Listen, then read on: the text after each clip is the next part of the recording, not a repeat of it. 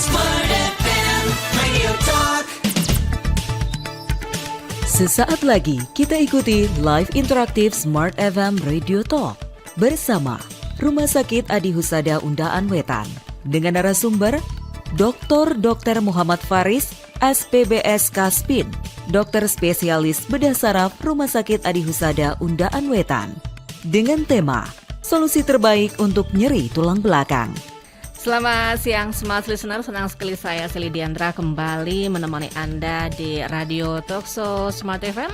Kali ini dengan tema solusi terbaik untuk nyeri tulang belakang. Nah, karena berhubungan dengan nyeri tulang belakang, otomatis yang datang bukan dari lembaga manapun, pasti dari lembaga rumah sakit ya. Kali ini ada Rumah Sakit Adi Husada Undaan Wetan. Dan di sebelah saya sudah ada dua narasumber kami.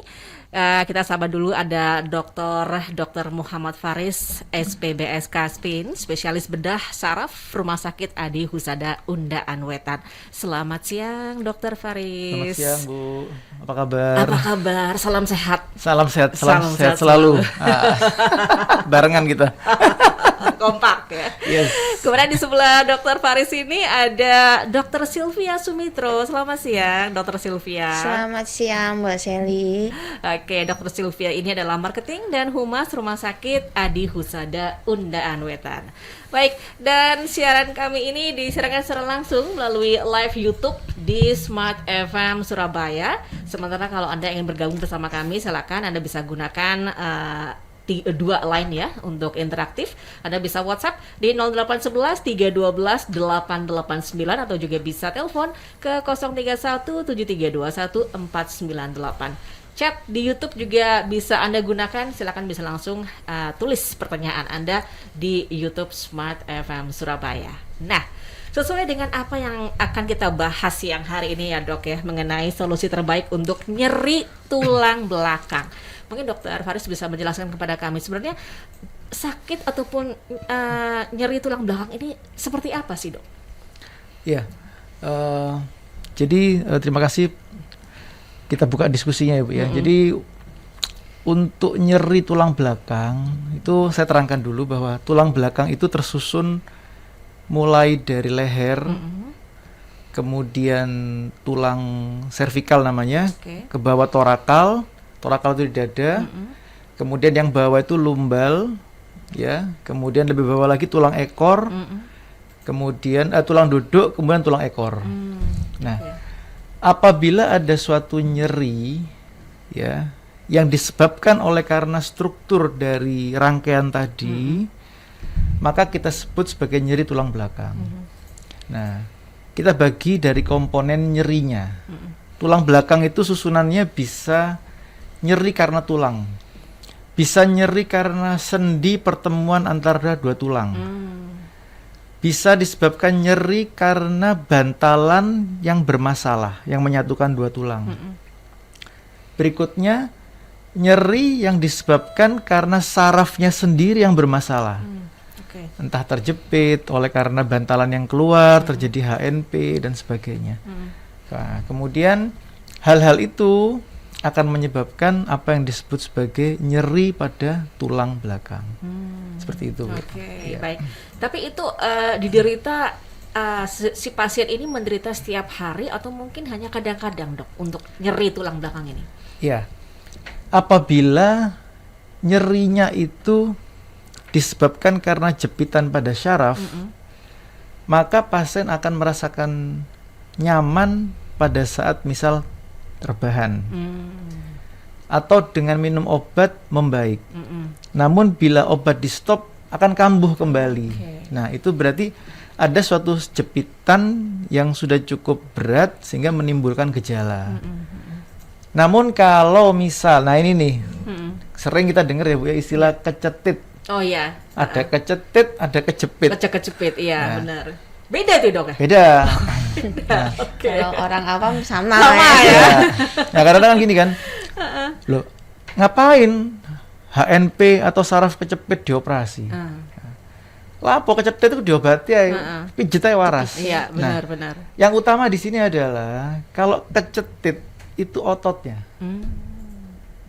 kalau kejepit itu sarafnya. Nah, kalau kecetit, misalnya dia ngangkat barang keliru posisi, Iya. Aduh, boyo eloro. boyo eloro. Nah, itu kecetit. Oke. Nah, itu dengan masase, dengan pijet, dengan obat tertentu, Iya. ditambah istirahat, plus fisioterapi akan cepat membaik. Oke. Nah, namun kalau kecepit, selama jepitannya nggak dibebaskan, ya dia akan terus-terusan sakit seperti itu. Oke, baik. Jadi ini harus dibedakan ya. Iya. Dan itu kita tahunya pastinya ke dokter kan, Dok? Iya. Gitu kan ya. Dimana kita tahu yang kecepit atau yang kecetit Nah. gitu kan. Untuk tahunya tentunya kita harus memeriksa dulu. Iya. Jadi tidak selalu nyeri punggung itu arahnya ke tulang belakang, tidak. Oke. Nah, di situ kita exclude, oh ini otot kok, Pak. Otot ya, kita berikan obat-obat yang saya sampaikan tadi, tambah fisioterapi biasanya akan membaik. Tapi kalau misalnya nyeri, terutama di daerah tengah ya, daerah tengah pas di tulang belakang, apalagi ditambah kesemutan. Dok, saya habis di punggung kesemutan, Dok? ya di kaki Oh, di atau kaki. tangan. Oke. Misal nih, saya Dok habis krek leher gitu, tiba-tiba kok kesemutan tangan saya, Dok. Oke. Itu bisa dipastikan 100% sarafnya bermasalah. Nah, nyeri yang menjalar itu adalah keluhan. Oke. Nah, penyebabnya apa? Bisa ada HNP atau bantalan yang keluar menjepit sarafnya. Nah, jadi kalau ada kesemutan, ada nyeri menjalar, apalagi kakinya atau tangannya kok mulai ada lemah, itu wajib MRI. Jadi foto itu ada X-ray, ada CT scan, ada MRI. Oke. Kalau sudah sampai pada tahap yang saya sebutkan tadi, wajib MRI seperti itu. Oke. Nah, ini berhubungan dengan gejala dan juga tanda-tanda nih, Dok ya. Tadi kan kesemutan ini. Apakah ada gejala lain atau tanda-tanda yang lain, Dok, mengenai nyeri punggung ini? Ya, kalau kesemutan, nyeri menjalar, itu sebenarnya suatu tanda bahwa ada problem pada sarafnya. Ya. Namun kalau gejala itu sudah berat, maka selain nyeri yang saya sebutkan tadi atau kesemutan, timbul kelemahan. Contohnya nih, telapak kakinya kok lemah ya. Yang kanan bisa menjungkit maksimal, yang kiri kok cuman segini. Oke. Itu sudah tanda, Sudah tanda. bahwa memang sarafnya terjepit. Dan itu sudah tahap yang harus segera dilakukan pemeriksaan dan dioperasi. Oke. Ya, jadi karena sudah menimbulkan gangguan fungsi seperti Iya, itu. iya. Ya. Oke, berarti ini sudah termasuk ke arah yang berat ya, Dok ya? Betul, itu sudah ke arah yang berat. Karena apa? Karena sudah menimbulkan gangguan fungsi. Atau dalam kata lain, sudah menyebabkan suatu kecacatan sekian persen berupa ketidakmampuan mengungkit telapak kaki. Contohnya begitu. Nah, yang lebih berat lagi kalau sudah mengganggu fungsi otonom. Apa otonom itu? BAB, BAK, Nggak lancar begitu? mungkin ngompol, Oke. mungkin nggak bisa nahan BAB, Oke. atau mungkin gangguan ereksi. Nah, hal-hal itu justru kalau ada itu, wah itu sudah warning, harus segera Dioperasi ya? harus segera didiagnostik dan segera dilakukan tindakan kalau emang terbukti ada masalah. Oke. Dan malah kalau sampai sudah mengganggu yang saya sebutkan tadi, apalagi kejadiannya itu akut, mendadak muncul gejala itu harus segera dioperasi. Mengganggu kualitas hidup ya. Dok? Ya, karena kualitas itu sudah terganggu. Iya, Harus segera dioperasi dan batasnya bukan minggu, tapi 2 kali 24 jam harus segera dibuka. Nah, karena ditakutkan kalau tidak itu akan permanen. Oke. Nah, itu yang disebut sebagai cauda equina syndrome. Oke, Gitu. baik. Tapi kalau misalnya kita sudah menemukan gejala-gejala ini, tapi ternyata tidak harus dioperasi, itu dalam taraf yang seperti apa, Dok? Oke. HNP itu sebenarnya kalau kita temukan HNP ringan. Ya. Ya, HNP ringan, orangnya kesemutan. Kita lihat oh ini nggak terlalu berat. Kita bisa sarankan pasien itu untuk bed rest, kita kasih obat untuk mengurangi bengkaknya. Kita anjurkan untuk fisioterapi. Biasanya membaik. Ya. Biasanya kita sarankan juga kalau Pak sudah mulai membaik, Pak, Bu, tambah renang ya. Biasa jauh lebih baik. Oke, nah ini tambah renang ya. Ya, tambah renang. Tambah renang. Kenapa kok renang itu bisa mengobati itu, Dok? Ya, Karena semua organ atau otot itu semua bekerja. Nah, jadi arahnya itu lebih mempercepat pemulihan nantinya. Oke. Tapi tidak membebani tulang-tulang kita ya dok, Iya. karena di dalam air ya. Iya. Oke, baik. Jadi rutin seminggu 2 kali, 3 kali itu sangat bagus untuk perbaikan. Tapi kalau sudah HNP grade-nya berat, besar ya nggak bisa. Gitu. Oke. Tapi kalau misalnya dok nggak bisa berenang, nah ini bagaimana? Ini kan kasus lagi dok. Misalnya Nah. sudah kena HNP tapi tidak bisa berenang, itu bagaimana dok? Kalau Kan otomatis harus belajar terlebih dahulu kan? Iya, Iya. ya, biasanya pasien-pasien itu ada yang menggunakan alternatif lain, mereka berjalan di dalam kolam. Oke. Ya, malah ada pasien Ada saya itu, hidroterapi itu ya? ya hidroterapi, betul ada dia. Ada di rumah sakit ada. Jadi di Ada dalam undangan. kolam renang berjalan. Ya di Undaan ada itu ya hidroterapi. Ada. Oke. Ada lagi pasien saya meskipun udah tua, dia bilang setelah saya anjurkan, dia bilang malah dia kursus renang. Oke.